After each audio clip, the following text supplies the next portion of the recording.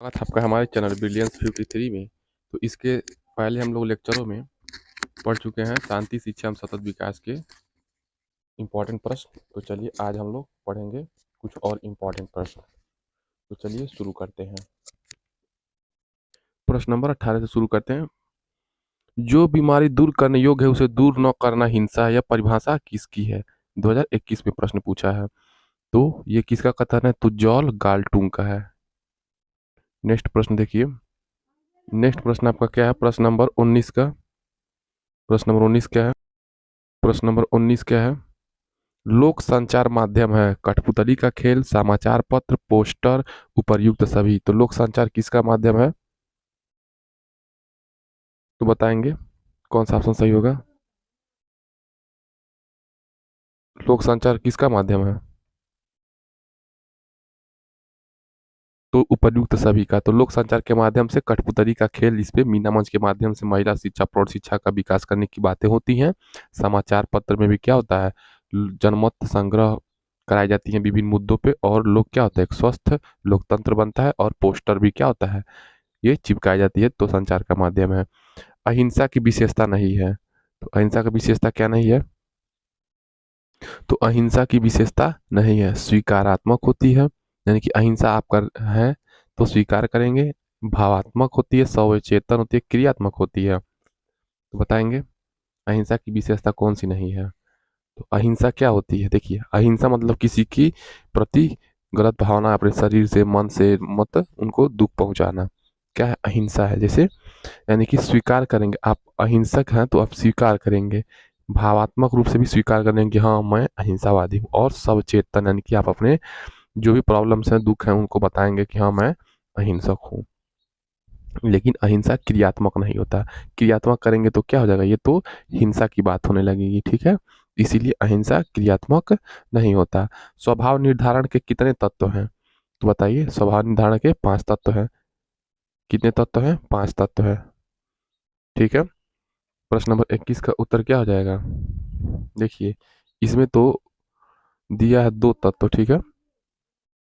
लेकिन स्वभाव निर्धारण के 2 तत्व ट्रिक है ओशियन। यानी कि आपकी पर्सनालिटी कैसे डिसाइड होगी? तो ओपननेस यानी कि खुलापन, सी से कॉन्सियसनेस, ई से एक्सट्रोवर्टिज्म, ए से एक्टिवनेस, एन से न्यूरोटिज्म। यानी कि ठीक है, ये सब स्वभाव निर्धारण के तत्व हैं। चरित्र आदतों का पुंज है, यह किसका कथन है? तो यह किसका कथन है? चरित्र आदतों का पुंज है तो सैमुअल इस्माइल का, डम्बिले का, कार्टर भी गुड का, एस मुनरो का। तो ये किसका कथन है? चरित्र आदतों का पुंज है। यानी कि आप जो भी आदत अपनाएंगे वो आपके चरित्र में नहीं कहता कि अच्छा आदत करेंगे तो अच्छे बनेंगे, बुरे करेंगे तो बुरे बनेंगे। यही तो सैमुअल इस्माइल का ये कथन है। ऑप्शन नंबर और सही हो जाएगा, सैमुअल इस्माइल। नेक्स्ट प्रश्न देखिए, प्रश्न नंबर 23। समस्त शिक्षा शांति के लिए ही है, यह परिभाषा किसकी है? मारिया मांटेसरी की, महात्मा गांधी की, टैगोर की, विवेकानंद की। तो समस्त शिक्षा शांति के लिए है। प्रश्न नंबर 23 का उत्तर क्या हो जाएगा? मारिया मांटेसरी। ऑप्शन नंबर और सही हो जाएगा, मारिया मांटेसरी। नेक्स्ट प्रश्न, जीवन में शांति के उपाय क्या है? बताइए।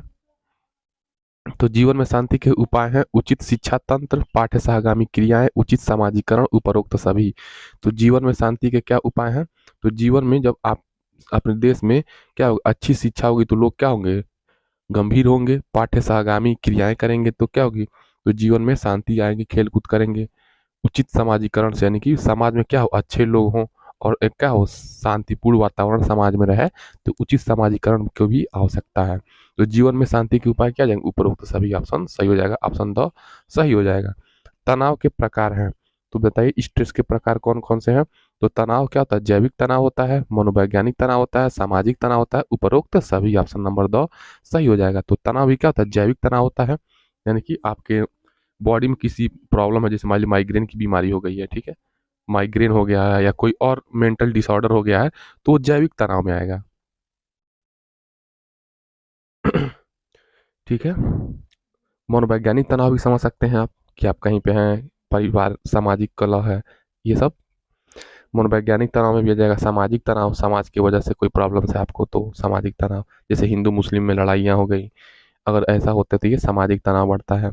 सांप्रदायिकता बढ़ गई है तो ये सब साम, सामाजिक तनाव के अंदर आती है।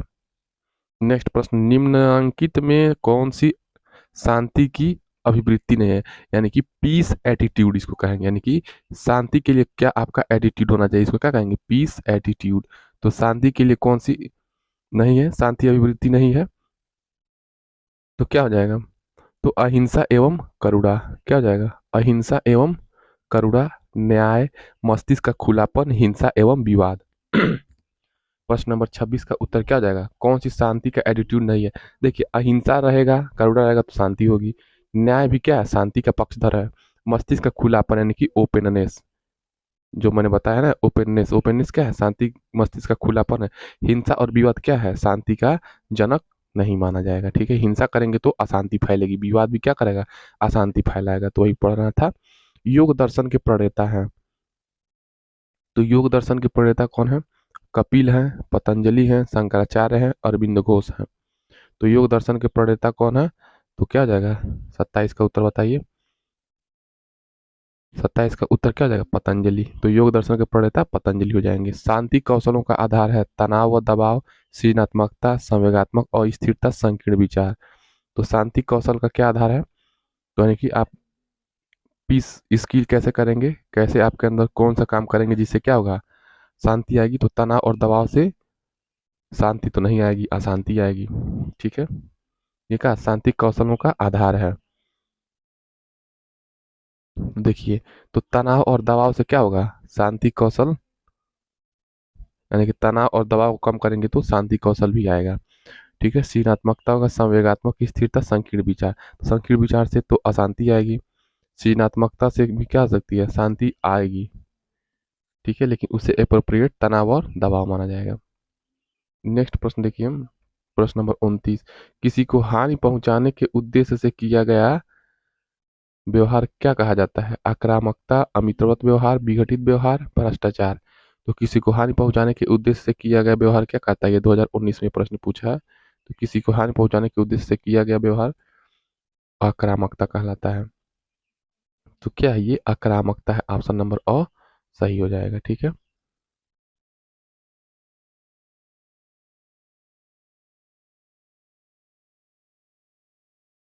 नेक्स्ट प्रश्न, भावात्मक एकता समिति 1961 के अध्यक्ष। तो भावात्मक एकता समिति जो है, तो भावात्मक एकता समिति 1961 के अध्यक्ष थे कौन, डॉक्टर जाकिर हुसैन, इंदिरा गांधी, संपूर्णानंद, डॉक्टर संपूर्णानंद, ठीक, पूर्णानंद स्वामी और संपूर्णानंद। तो बताएंगे, तो भावात्मक एकता समिति के अध्यक्ष कौन थे, तो इसका उत्तर हो जाएगा डॉक्टर संपूर्णानंद, ऑप्शन नंबर 10 सही हो जाएगा, संपूर्णानंद।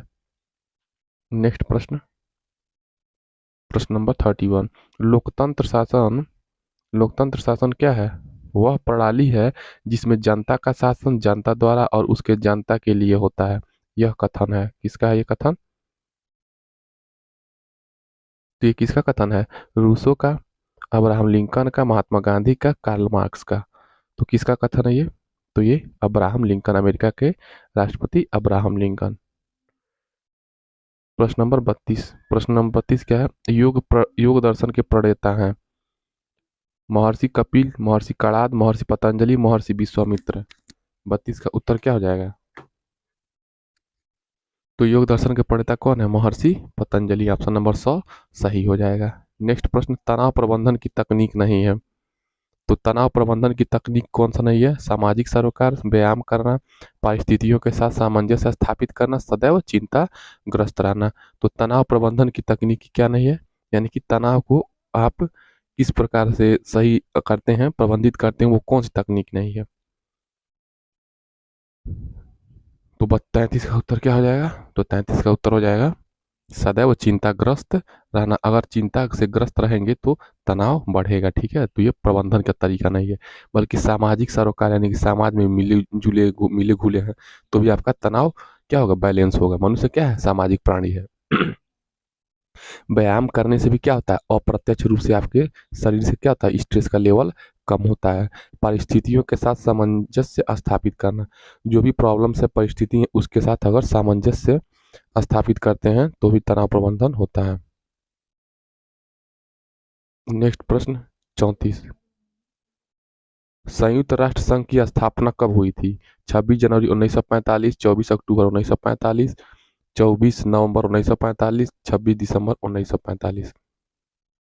तो कब हुई थी? तो संयुक्त राष्ट्र संघ की स्थापना आपका हुआ था 34 का उत्तर 24 अक्टूबर 1945। ये तो नॉन क्वेश्चन है, 24 अक्टूबर 1945। नेक्स्ट प्रश्न, प्रश्न नंबर 35। अष्टांगिक योग में सम्मिलित नहीं है प्राणायाम, आसन, विधि विधान, ध्यान। तो अष्टांगिक योग में क्या होता है? दो तरीके होते हैं, एक होता है बहिरंग योग, क्या होता है? बहिरंग योग। और एक होता है अंतरंग। ठीक है, अंतरंग। तो अंतरंग में क्या आता है? ध्यान, आसन, समाधि। ध्यान, आसन, समाधि क्या आता है अंतरंग में? अब बाकी का जो 5 होता है वो, जैसे यम, नियम, आसन, प्राणायाम, प्रत्याहार, ये आपका आता है बहिरंग में। तो अष्टांगिक योग में कौन सा सम्मिलित नहीं है? तो विधि विधान अष्टांगिक योग में सम्मिलित नहीं है। ऑप्शन नंबर 100 सही हो जाएगा, विधि विधान।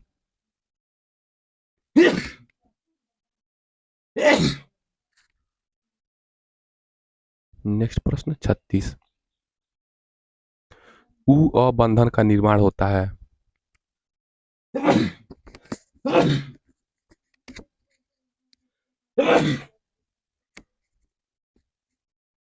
तो उ मतलब उद्दीपन या स्टिमुलस, उद्दीपन और अनुकूलन। तो उद्दीपन अनुकूलन का निर्माण होता है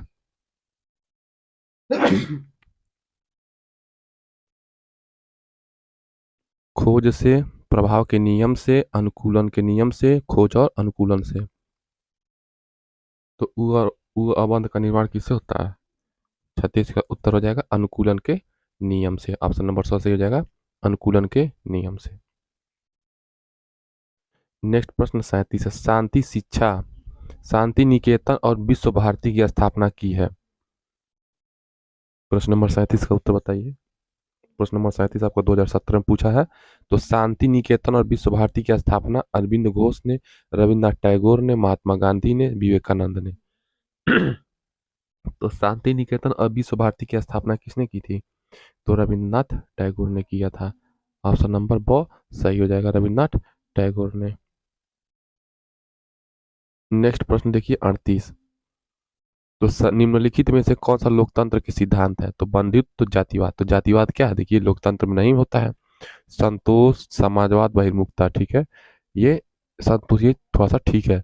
स्वतंत्रता, समाजवाद, समानता। तो देखिए हमारे संविधान में इसी का वर्णन है, स्वतंत्रता, समाजवाद और समानता। तो इसीलिए लोकतंत्र के सिद्धांत में ये इंपॉर्टेंट माना जाएगा। ये ऑप्शन 100 सही रहेगा।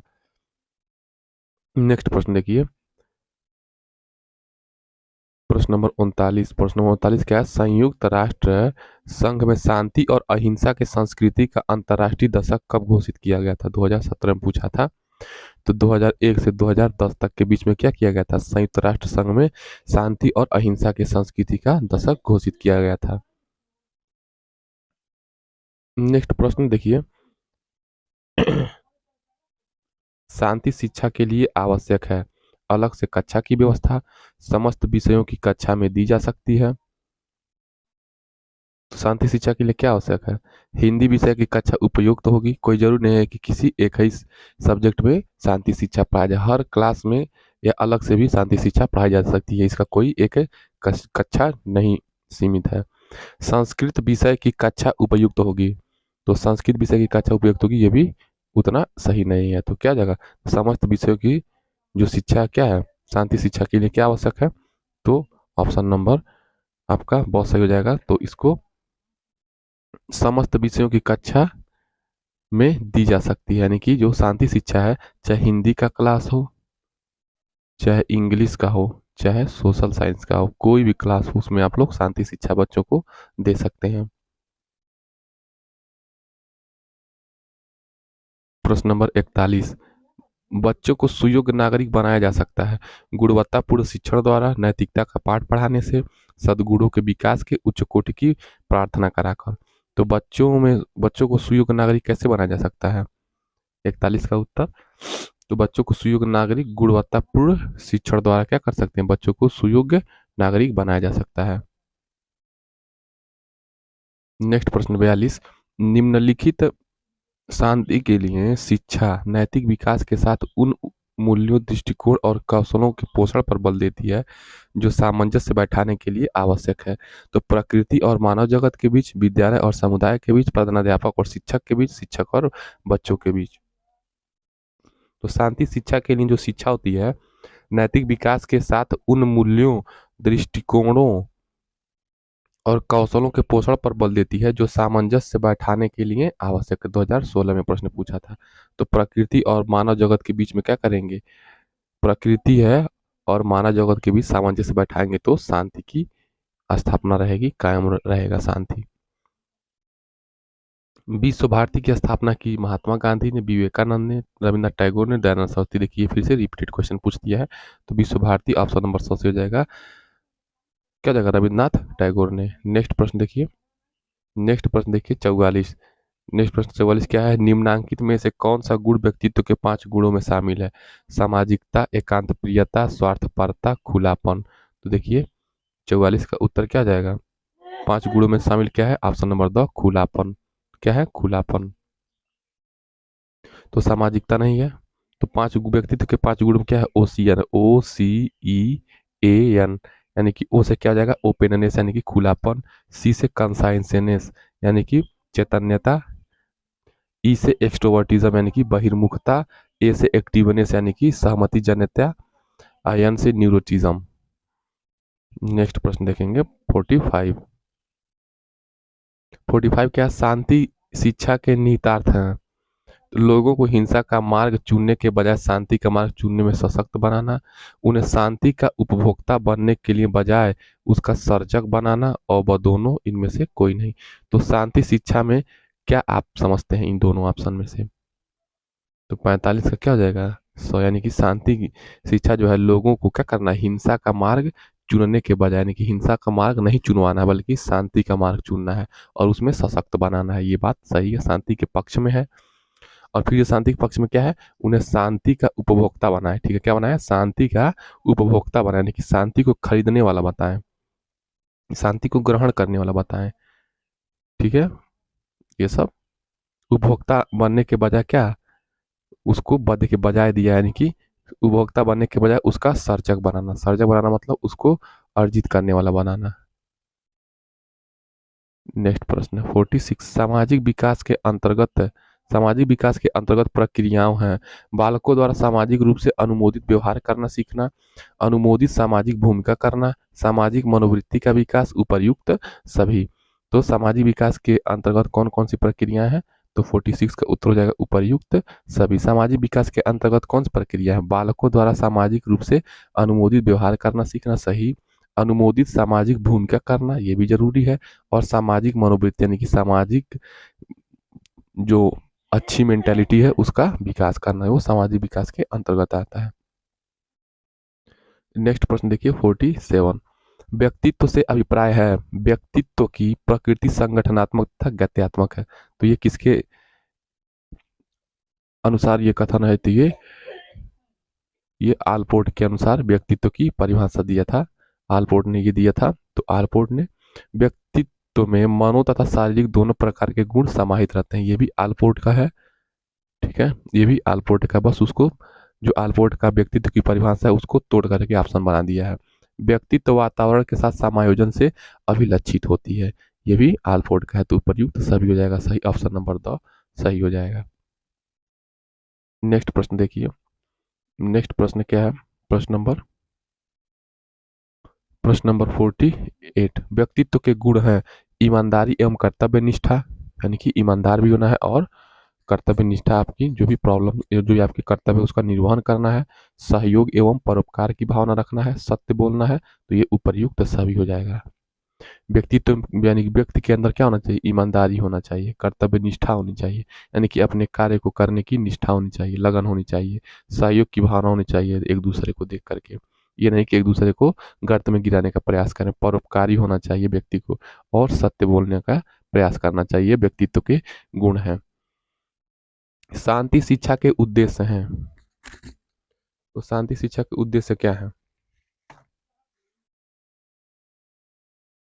तो शांति शिक्षा का उद्देश्य क्या है? शांति शिक्षा द्वारा हिंसा से संबंधित मुद्दों के प्रति बनाना, प्रशिक्षुओं को हिंसा के विभिन्न रूपों से आग्रह करना, हिंसा से निपटने के समझ विकसित करना, उपरोक्त सभी। तो शांति शिक्षा के क्या उद्देश्य हो जाएंगे इन चारों ऑप्शन में से? तो ये सारे ऑप्शन ठीक लग रहे हैं शांति शिक्षा के उद्देश्य में। तो शांति शिक्षा द्वारा हिंसा से संबंधित मुद्दों के प्रति जागरूक बनाना।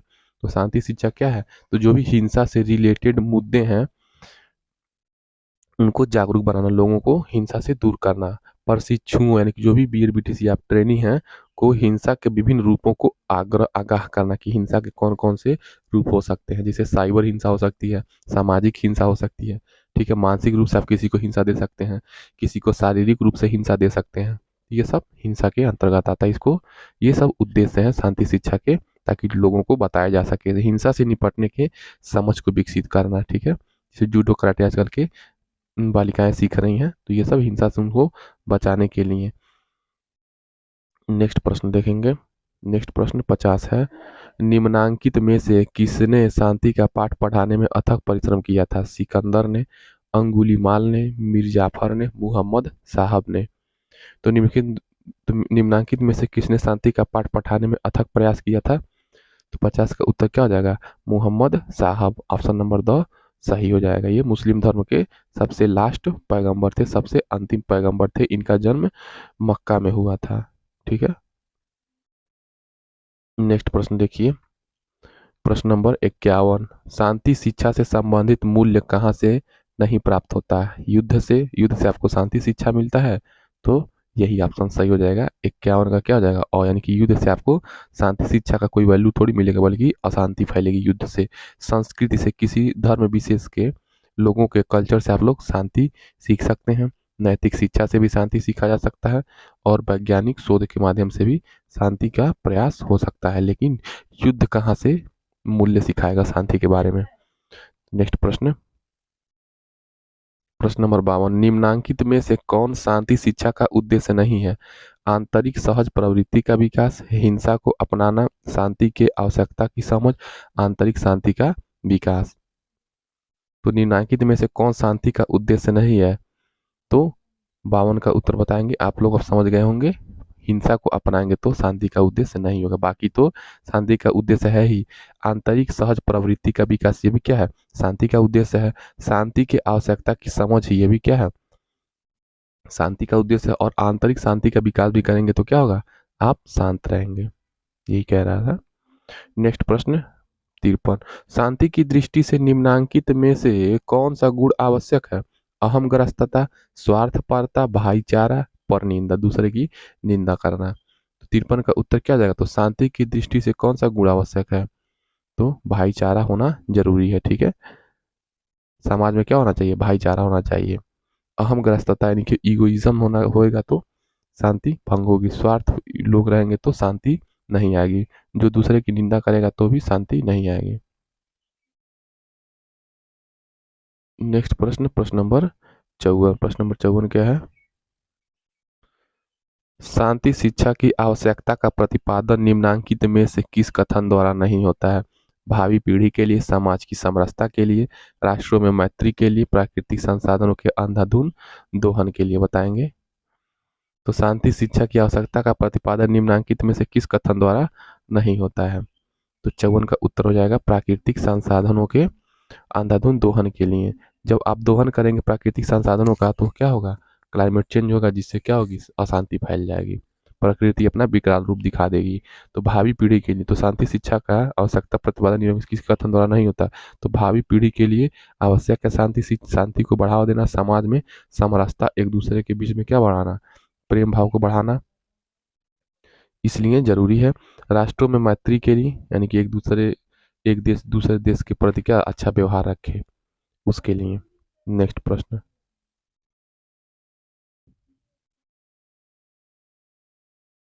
नेक्स्ट प्रश्न क्या है? प्रश्न नंबर 55, निम्नांकित में से कौन सा ज्ञान शांति शिक्षा में आवश्यक नहीं है? बताएंगे कौन सा ज्ञान शांति शिक्षा में आवश्यक नहीं है, बताइए। निम्नांकित में से कौन सा ज्ञान शांति शिक्षा में आवश्यक नहीं है? न्याय आधारित विकास, विभिन्न देशों में व्यापार, शांतिपूर्ण विकास, शांति का प्रत्यय। तो 55 का उत्तर क्या हो जाएगा?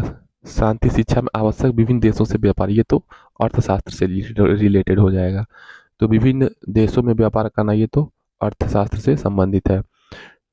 कौन सा ज्ञान शांति शिक्षा में आवश्यक नहीं है? तो न्याय आधारित विकास, ये तो शांति के लिए जरूरी है कि न्याय आधारित विकास, यानी कि सब लोग विकास करें तो न्याय हो उनके साथ, यानी कि ऐसा न विकास हो कि जिससे समाज में न्याय ही न फैले, अन्याय फैल जाए।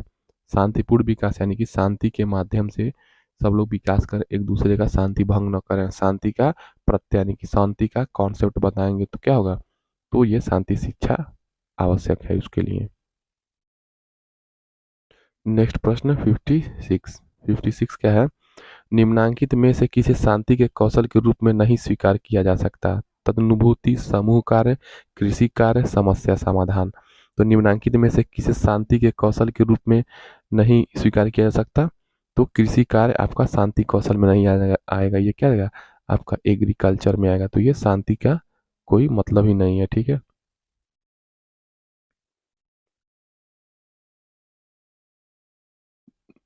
नेक्स्ट प्रश्न। नेक्स्ट प्रश्न क्या है? 57। नेक्स्ट, निम्नांकित में कौन शांति अभिवृत्ति नहीं है? अहिंसा एवं करुणा, न्याय, मस्तिष्क का खुलापन, हिंसा एवं विवाद। कौन सा शांति का अभिवृत्ति नहीं है? तो हिंसा एवं विवाद है। हिंसा और विवाद से शांति नहीं फैलेगी, अशांति फैल जाएगी, इसीलिए शांति अभिवृत्ति नहीं है।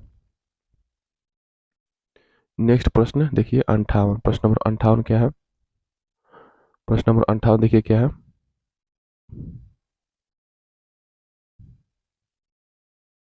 निम्नांकित में कौन शांति मूल्य है? बाह्य शांति की खोज, राष्ट्रीय विकास पर बल, विवादों का हिंसात्मक समाधान, सकारात्मक सोच। तो 58 का उत्तर बताएंगे। तो कौन सा शांति मूल्य है बताएंगे? तो सकारात्मक सोच क्या है? शांति का मूल्य है। तो बाह्य शांति की खोज करेंगे तो ये तो शांति कभी नहीं मिलेगी। राष्ट्रीय विकास पर बल, तो ये तो दूसरी चीज हो जाएगा। विवादों का हिंसात्मक समाधान, तो विवादों का अगर हिंसात्मक समाधान होगा तो और अशांति फैल जाएगी। यानी कि पॉजिटिव सोच रखेंगे तो आपका क्या हो जाएगा? ये पीस वैल्यू आपको मिलेगी, यानी कि शांति की वैल्यू मिलेगी, ठीक है। नेक्स्ट प्रश्न देखिए। नेक्स्ट प्रश्न क्या है? किसके द्वारा प्रस्तुत व्यक्तित्व की परिभाषा आज सर्वमान्य है? वुडवर्थ द्वारा, सोएन द्वारा, आलपोर्ट द्वारा, कैटेल द्वारा। 59 का उत्तर क्या हो जाएगा? तो जो ये गार्डन आलपोर्ट का कथन है कि व्यक्तित्व क्या है? एक संरचनात्मक और ग- संगठनात्मक और गत्यात्मक प्रक्रिया है। इसमें मनुष्य का मनोदैहिक और शारीरिक, यानी कि मनोशारीरिक यानी कि साइको सोशल गुणों का सामंजस्य समाज के साथ करना ही व्यक्तित्व है। ये आलपोर्ट के अनुसार ये क्या है? सर्वमान्य है। नेक्स्ट प्रश्न, प्रश्न नंबर 60। निम्नांकित कथनों में कौन सा कथन असत्य है? विलक्षणता व्यक्ति की विशेषता है, व्यक्तित्व के सभी गुण आनुवंशिक होते हैं, व्यक्तित्व में परिवर्तनशील एवं नम्रता होती है, व्यक्तित्व में सीखने की महत्वपूर्ण भूमिका है। तो निम्नांकित कथनों में कौन सा कथन असत्य है? तो 60 का उत्तर क्या जाएगा? तो व्यक्तित्व के सभी गुण आनुवंशिक होते हैं, ये कथन गलत है। तो व्यक्तित्व के सभी गुण कोई जरूरी नहीं है कि जिसके जैसे बच्चे आपके हों वैसे, जैसे माता पिता हों वैसे बच्चे हो। तो माता पिता से अलग भी हो सकते हैं और माता पिता के जैसे भी हो सकते हैं, ठीक है। यानी कि जो व्यक्तित्व होता है हेरेडिटी और इन्वायरमेंट का गुणात्मक होता है, गुणात्मक प्रत्यय होता है। यानी कि आनुवंशिकता भी और जिस वातावरण में वो रहता है उसका भी क्या होता है? व्यक्तित्व का प्रभाव उसके ऊपर पड़ता है। तो इसीलिए केवल एक चीज को कहना ये गलत है, यानी कि हेरिडिटी और इन्वायरमेंट दोनों होना चाहिए। तो व्यक्तित्व के सभी गुण देखिए आप दिया, सभी दे दिया है ना, तो सभी गुण आनुवंशिक कैसे होंगे? जब हेरिडिटी और इन्वायरमेंट आप ये सूत्र पढ़े हैं तो कौन सा कथन गलत है? तो यही कथन गलत है, बाकी कथन सही है। तो विलक्षणता व्यक्ति की विशेषता होता है, यानी कि हर व्यक्ति के अंदर क्या होती है? या अलग विलक्षण प्रतिभा होती है। व्यक्तित्व में परिवर्तनशील, हर व्यक्ति में क्या होती है? व्यक्तित्व बदलता रहता है। और नम्यता होती है, यानी कि डक्टाइल होती है, यानी कि थोड़ा सा वो बदलती रहती है, नम्य होती है। व्यक्तित्व में सीखने की महत्वपूर्ण भूमिका है, तो व्यक्तित्व में अगर आप सीखेंगे तो आपका व्यक्तित्व बदलेगा, यही कह रहा है। नेक्स्ट प्रश्न 61। अच्छी आदत डालने के लिए क्या नहीं करना चाहिए? दृढ़ निश्चय एवं संकल्प, नियमित जीवन, यदा कदा अभ्यास, दंड एवं पुरस्कार। तो अच्छी आदत डालने के लिए क्या नहीं करना चाहिए? तो 61 का उत्तर क्या हो जाएगा? यदा कदा अभ्यास। यदा कदा मतलब कभी कभी आप अभ्यास करेंगे तो अच्छी आदत नहीं पड़ेगी। तो अच्छी आदत डालने के लिए आपको यदा कदा अभ्यास नहीं करना, बल्कि हमेशा अभ्यास करना है। दृढ़ निश्चय और संकल्प रहेगा तो आपको अच्छी आदतें आएंगी। नियमित जीवन जिएंगे, अच्छी दिनचर्या रहेगी तो भी अच्छी आदत आएंगी। अच्छी आदत आप उसको सीख लेंगे दंड एवं पुरस्कार के माध्यम से भी। तो ऑप्शन नंबर हो जाएगा यदा कदा अभ्यास। नेक्स्ट प्रश्न है, निम्नांकित में से कौन सा गुण व्यक्तित्व के 5 गुणों में शामिल नहीं है? खुलापन, बहिर्मुखता, स्नायु विकृति, सामाजिकता। 62 का उत्तर क्या हो जाएगा? तो व्यक्तित्व के 5 गुणों में ओसियन है, OCEAN। ओ से ओपननेस यानी खुलापन भी है, तो पूछा कौन सा नहीं है, ये तो है। सी से कॉन्सियसनेस, चेतनता, ठीक है, ये ऑप्शन में नहीं दिया है। ई से एक्सट्रोवर्टिज्म यानी कि बहिर्मुखता दिया है, ये भी क्या व्यक्तित्व के 5 गुणों में शामिल है। स्नायु विकृति यानी कि न्यूरोटिज्म, तो न्यूरोटिज्म दिया ही दिया है स्नायु विकृति, ठीक है, लेकिन सामाजिकता नहीं है, व्यक्तित्व के 5 गुणों में शामिल नहीं है। तो 62 का उत्तर हो जाएगा सामाजिकता। नेक्स्ट प्रश्न 63, बोध के विषय में यानी कि अंडरस्टैंडिंग के विषय में कौन सा कथन सही नहीं है? यह जटिल मानसिक प्रक्रिया है, यह अर्जित योग्यता है, यह सामूहिक होता है, यह बाह्य जगत के बारे में ज्ञान प्राप्त करना है। तो अंडरस्टैंडिंग के बारे में कौन सा कथन नहीं सही है? तो ऑप्शन नंबर सही हो जाएगा, यह सामूहिक होता है। तो ये गलत है। तो अंडरस्टैंडिंग कोई जरूरी नहीं है कि आप सामूहिक तौर पे ही सीखें, ठीक है, अलग भी आप बोध मतलब सीख पढ़ समझ सकते हैं। यह जटिल मानसिक प्रक्रिया है, तो बोध क्या है? अंडरस्टैंडिंग एक जटिल मानसिक प्रक्रिया है, ठीक है, ये भी बात सही है कि अंडरस्टैंडिंग सबके अंदर नहीं होती है। यह अर्जित योग्यता है, ये क्या है? एक्वायर्ड एबिलिटी है, यानी कि आप अर्जित करेंगे, कोशिश करेंगे, किसके? अंडरस्टैंडिंग आपके अंदर बढ़े तभी आएगी। सामूहिक होता है, कोई जरूरी नहीं है कि आप क्लास में ही सीखें, घर पे भी पढ़ सकते हैं, ठीक है, हर जगह आप सीखते हैं, जीवन के हर एक क्षेत्र, हर समय, हर क्षण आप कुछ न कुछ सीखते हैं। तो यह सामूहिक होता है, ये बात सत्य नहीं है। यह बाह्य जगत के बारे में ज्ञान प्राप्त करना है, तो बोध वही तो है अंडरस्टैंडिंग, बाह्य जगत के बारे में क्या करना है? ज्ञान प्राप्त करना है। नेक्स्ट प्रश्न देखिए, साथी संबंधों में विविधता के विषय में कौन सा कथन सत्य नहीं है? तो साथी संबंधों में विविधता के विषय में कौन सा कथन सत्य नहीं है? आपसी संबंध में लगाव की मजबूती, सामाजिक आर्थिक स्थिति, जाति धर्म, जीवन लक्ष्य की समानता। तो 64 का उत्तर क्या हो जाएगा? जीवन लक्ष्य की समानता। कैसे? चलिए एक्सप्लेन करते हैं। तो अगर आपका कोई साथी संबंध है, उसमें विविधता के विषय में, आपके साथी संबंध में सबकी अलग अलग पर्सनालिटी, अलग अलग सोच, अलग अलग जाति, अलग अलग धर्म है, तो ये क्या रहेगा? साथी संबंधों में विविधता हो गई। कौन सा सत्य नहीं है? तो आपसी संबंध में लगाव की मजबूती।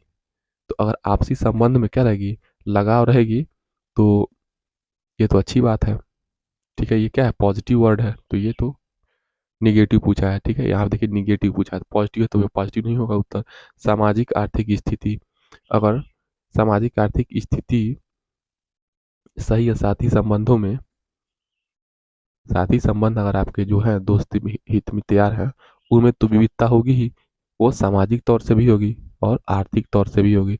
कुछ दोस्त क्या होगा? थोड़ा सा सामाजिक कम होगा। कुछ दोस्त साथी संबंधी क्या होंगे? वो थोड़ा सा कोई कम पैसे वाला होगा, कोई कुछ ज़्यादा पैसे वाला होगा, थोड़ा सा उसमें कोई अमीर या कोई गरीब होगा। तो सामाजिक आर्थिक स्थिति भी क्या करती है? साथी संबंधों में विविधता को बताती है। जाति धर्म, तो हर साथी संबंधों में क्या होता है? विभिन्न जाति और विभिन्न धर्म के लोग रहते हैं, लेकिन उनके जीवन लक्ष्य की समानता। कोई जरूरी नहीं है कि अगर उनके विविधता है तो साथी संबंधों में विविधता के विषय में ये जीवन लक्ष्य क्या हो? समान हो, ये बात गलत है। नेक्स्ट प्रश्न, ठीक है, कोई जरूरी नहीं है कि आपका और आपके मित्र का क्या हो? लक्ष्य एक ही हो। किसी का डॉक्टर हो सकता है, किसी का वकील, किसी का पुलिस बनना, कुछ भी हो सकता है, किसी का शिक्षक बनना। तो 65 का उत्तर, निम्नांकित में से कौन सी नैतिकता की विशेषता नहीं है? यश मान हेतु कल्याण करना, समूह के मानदंडों के अनुरूप व्यक्त करना, अनुरूप व्यवहार करना, सार्वजनिक कल्याण, आंतरिक प्रेरणा। बताएंगे कौन सा नहीं है।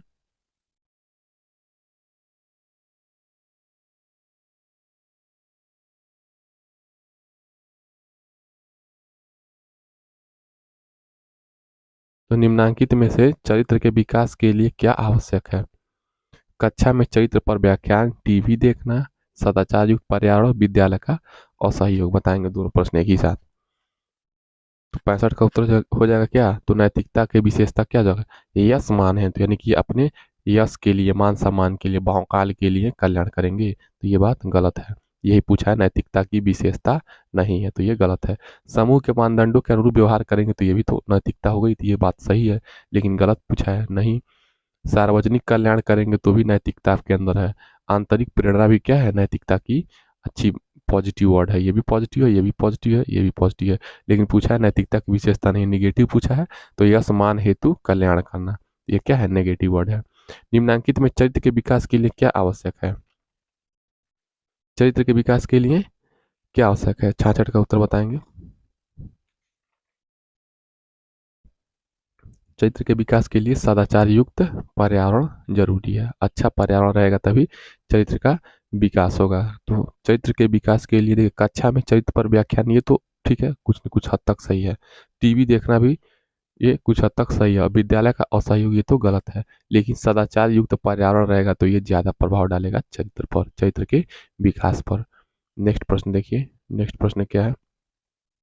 प्रश्न नंबर 67, वाटसन ने व्यवहार के लिए किसको महत्वपूर्ण माना था। उद्दीपन को, अनुक्रिया को, उद्दीपन व अनुक्रिया दोनों को, चेतना को। तो वाटसन ने व्यवहार के लिए किसको महत्वपूर्ण माना था। तो उद्दीपन यानी कि स्टिमुलस और रिस्पॉन्स। किस पे। तो वाटसन ने एसआर थ्योरी दिया था, व्यवहार के लिए महत्वपूर्ण माना था कि जो उद्दीपन होता है और अनुक्रिया होता है, यानी कि किसी वस्तु को या किसी चीज को क्या बोलते हैं, स्थिति या परिस्थिति को देख करके अनुक्रिया करना ही क्या है, आपका अनुक्रिया है। उद्दीपन यानी कि किसी चीज को देख करके स्टिमुलस, यानी कि जैसे कुत्ता खाना को देख के उसको ला टपकना, ये उद्दीपन हो जाएगा। ठीक है, नेक्स्ट प्रश्न देखिए। प्रश्न नंबर 68, नए अनुबंधन का निर्माण होता है खोज से, प्रभाव के नियम से, अनुकूलन के नियम से, खोज एवं अनुकूलन से। आप नए खोज विचार कैसे करते हैं, नया आविष्कार कैसे करते हैं। तो एडाप्टेबिलिटी से, अनुकूलन के नियम से। अगर आपके अंदर क्या है, अनुकूलन है परिस्थिति के साथ, समाज के साथ, खुद के साथ, खुद के मानसिक स्थिति के साथ, तभी आप नए प्रत्यय की खोज कर पाएंगे।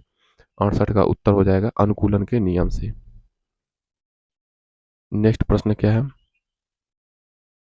नेक्स्ट प्रश्न है, अवांछित व्यवहार यानी कि ऐसा व्यवहार जो पसंद न हो।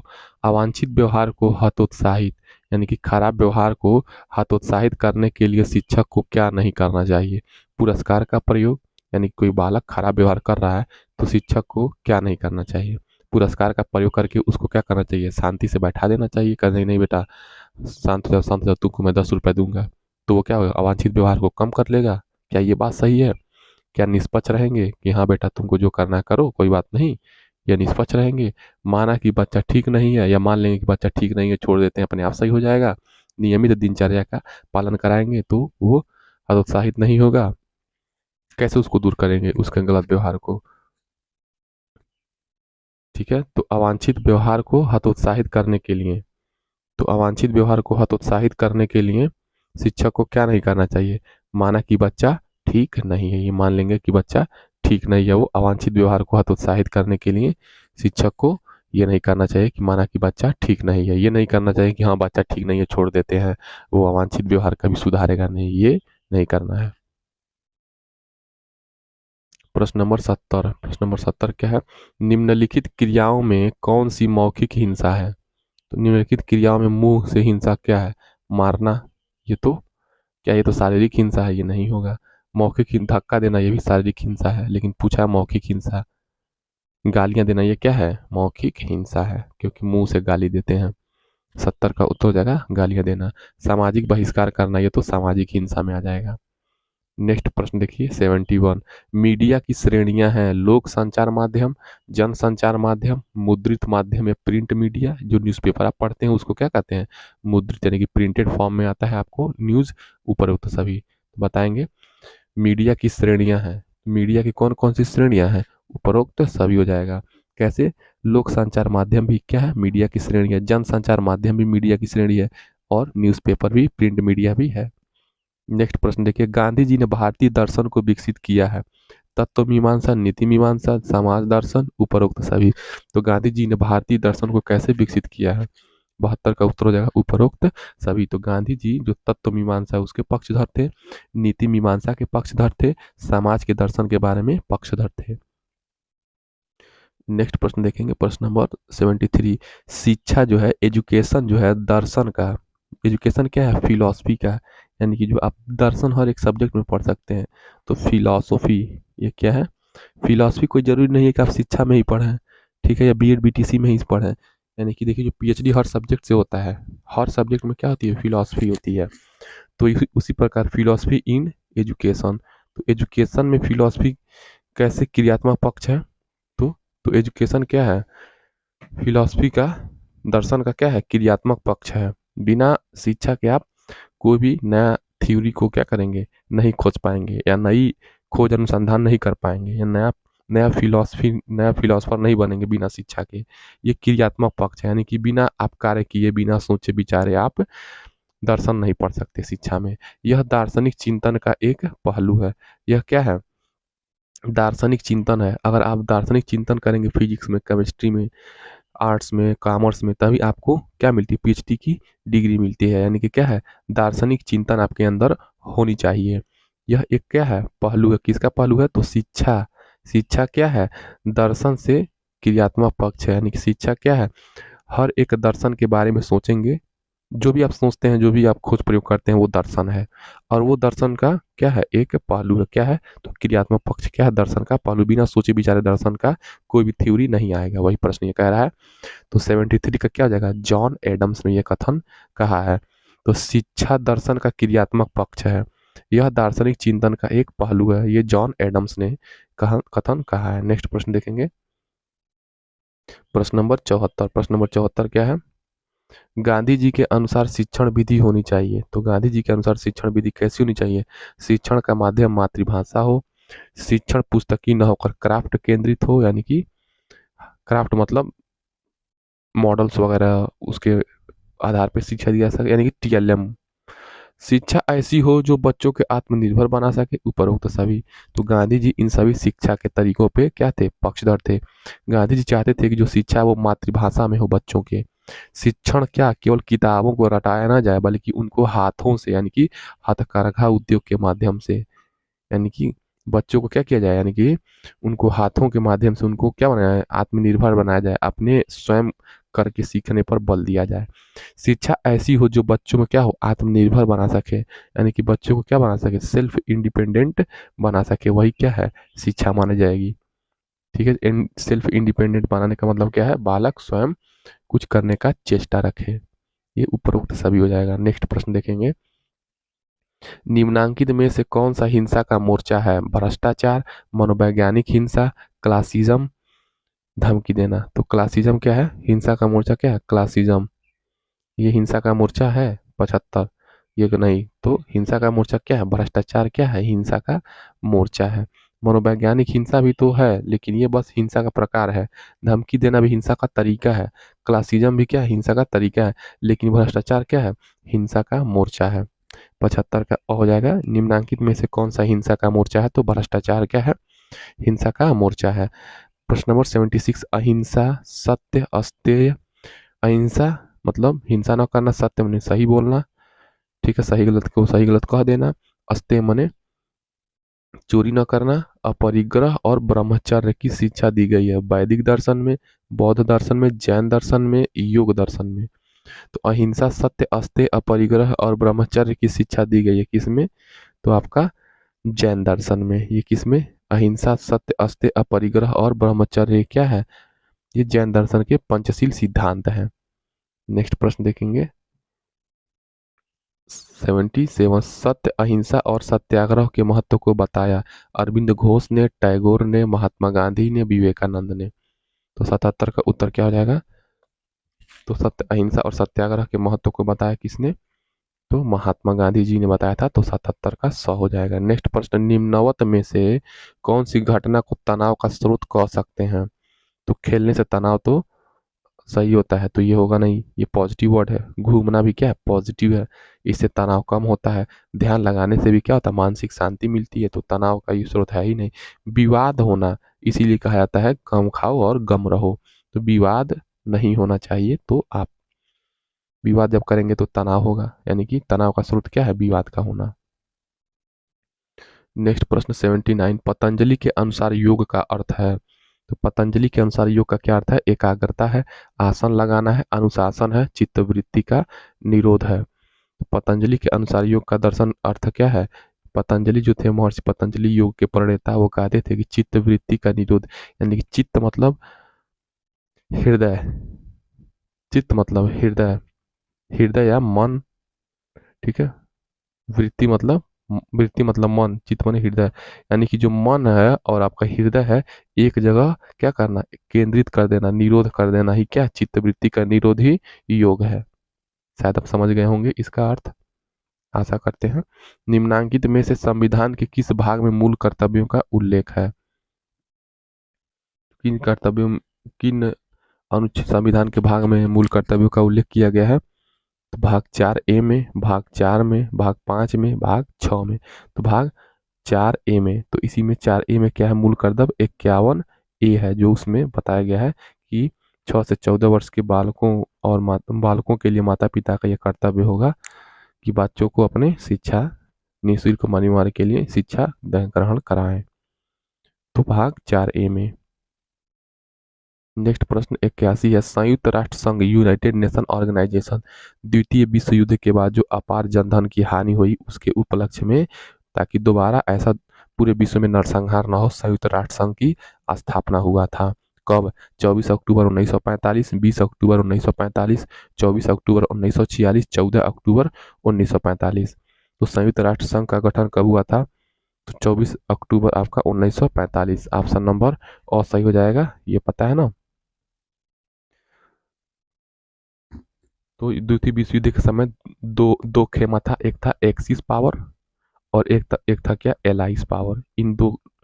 इन दो खेमों के बीच द्वितीय विश्व युद्ध हुआ था। नेक्स्ट प्रश्न देखिए, स्वामी विवेकानंद द्वारा स्थापित रामकृष्ण मिशन के प्रमुख कार्य थे गरीबों की यथासंभव सहायता करना। ये भी बात सही है। स्वामी रामकृष्ण की शिक्षाओं, यानी कि जो स्वामी विवेकानंद के गुरु जो थे रामकृष्ण, उनकी शिक्षाओं एवं वेदांत का प्रभावशाली ढंग से प्रचार प्रसार करना, जन कल्याण यानी कि लोगों के कल्याण के लिए, हितों की रक्षा के लिए शिक्षा देना, ये भी सही बात है, यानी कि सब बातें सही है, उपयुक्त सभी हो जाएगा सही। नेक्स्ट प्रश्न क्या है? 83, अंतर्राष्ट्रीय शांति वर्ष घोषित हुआ 1886, 1986, 1996, इनमें से कोई नहीं। तो अंतर्राष्ट्रीय शांति वर्ष कब घोषित हुआ? जब द्वितीय विश्व युद्ध खूब लड़ा गया, खूब जनसंहार हुई, तो उसके बाद कौन सा शांति वर्ष घोषित हुआ? उसके बाद 1986 आ गया शांति वर्ष। तो अंतर्राष्ट्रीय शांति वर्ष 1986 में घोषित हुआ। स्वामी विवेकानंद का जन्म हुआ 1663, 1660, 1863, 1963।